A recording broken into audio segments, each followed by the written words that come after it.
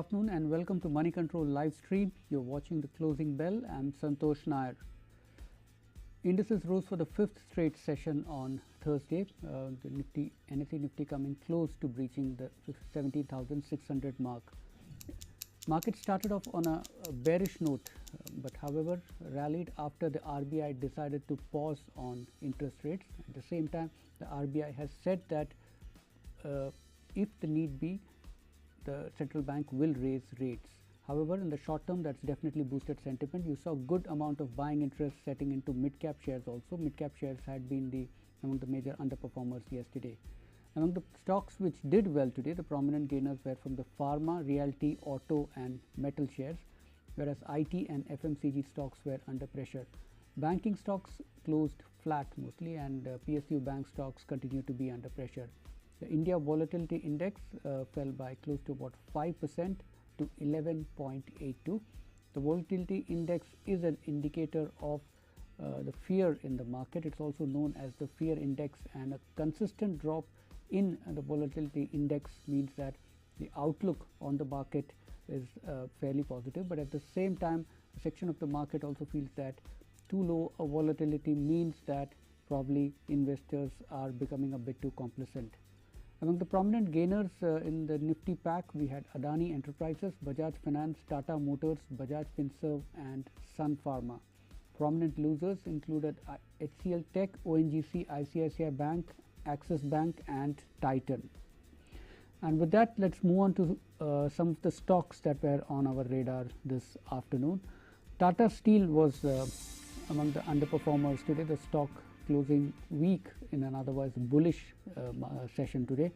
Now the company gave its fourth quarter business update last evening, and as per the update, the fourth quarter sales volume have seen a decline of about 2% year on year. However, they saw a quarter on quarter improvement, which is also largely due to seasonal factors.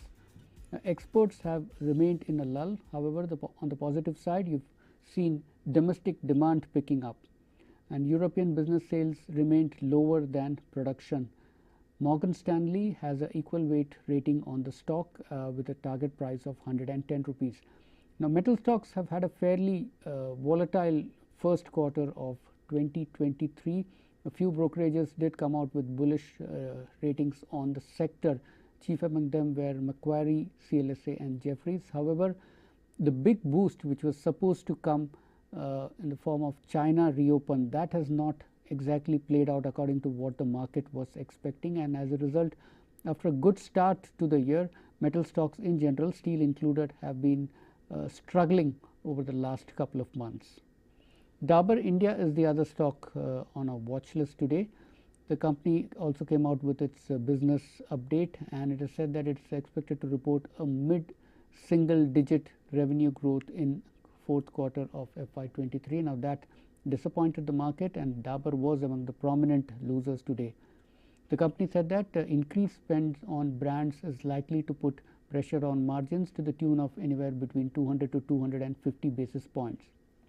On demand, the company said that demand in urban and rural markets were showing slight improvement. However, they're still nowhere close to a full recovery.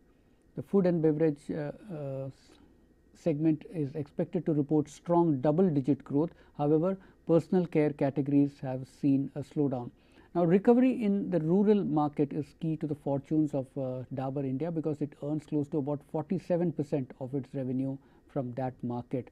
There's also been the concern with Marico also. Yesterday, the company was under pressure in an otherwise bullish market after its fourth quarter business update failed to enthuse the market. The company did list quite a few positives in its business update, but on the whole, not much of it is likely to flow into the top line growth, and that's what's disappointed markets.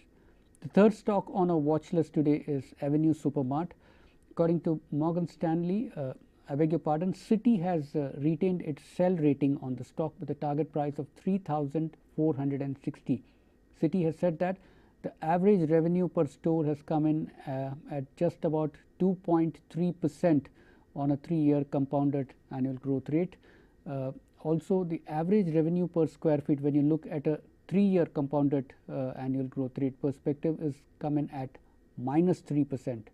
And lastly, there's also the questions of valuations, and Citi has said that it would be a little cautious at current valuations given the risk around margin and earnings.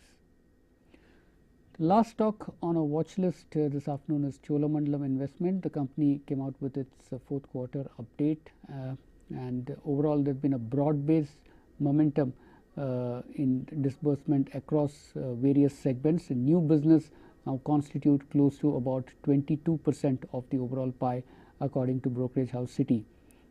Citi expects that Cholamandalam may deliver a 10% quarter-on-quarter growth and a 35% year-on-year growth in its assets under management.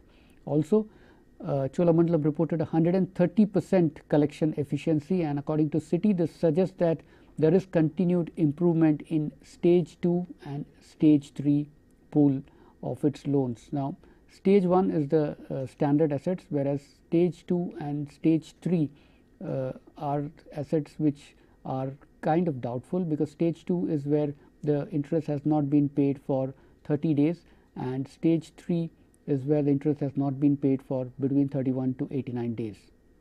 Also, Citi expects operating profit to grow around 35% year on year for Cholamandalam Investment.